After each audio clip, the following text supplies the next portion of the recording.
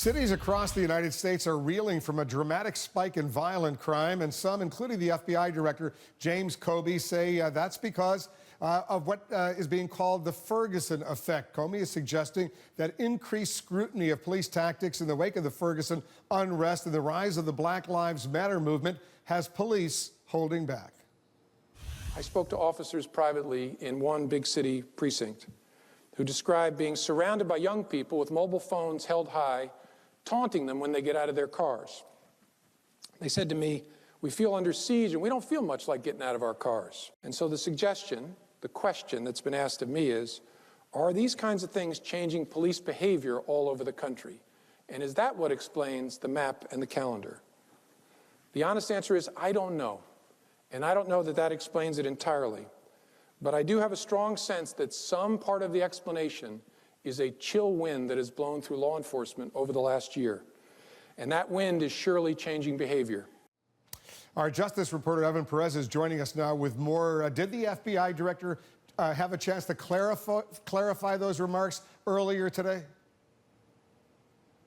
Well, Wolf, he made similar comments today at this convention, the International Association of Chiefs of Police here in Chicago.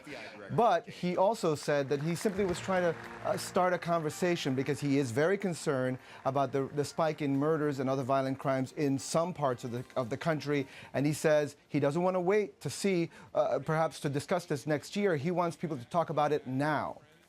He also spoke about the Black Lives Matter issue as well. Hashtag Black Lives Matter. What did he say? Well, one of the things he says he's worried about, Wolf, is that people are not talking to each other. People on one side are tweeting Black Lives Matter. On the other side, police lives matter is the hashtag. And he says what he's concerned about is that people need to start talking to each other more to be able to solve some of the problems with policing and especially in the minority communities. Here's how he described the issues as he sees it. There's the line of law enforcement and there's the line of communities we serve, especially communities of color. And I actually feel those two lines arcing apart, right, through the hashtag Black Lives Matter and the hashtag Police Lives Matter.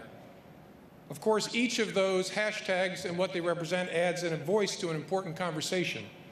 But each time somebody interprets hashtag Black Lives Matter as anti-law enforcement, one line moves away. And each time that someone interprets hashtag Police Lives Matter as anti-black, the other line moves away. And Wolf, one of the concerns that the FBI director is expressing here is that a lot of this rise in crime is being felt in minority neighborhoods in cities like Chicago, in cities like Washington and Baltimore. And he says that police have to make sure that they're on their job, that they are getting out of their cars, they're initiating these stops that will help bring down those crime rates. And he says that his concern here is simply that people have to talk about these things. He doesn't want people to just sweep it under the rug because it'll be too late by the time we notice what's happening.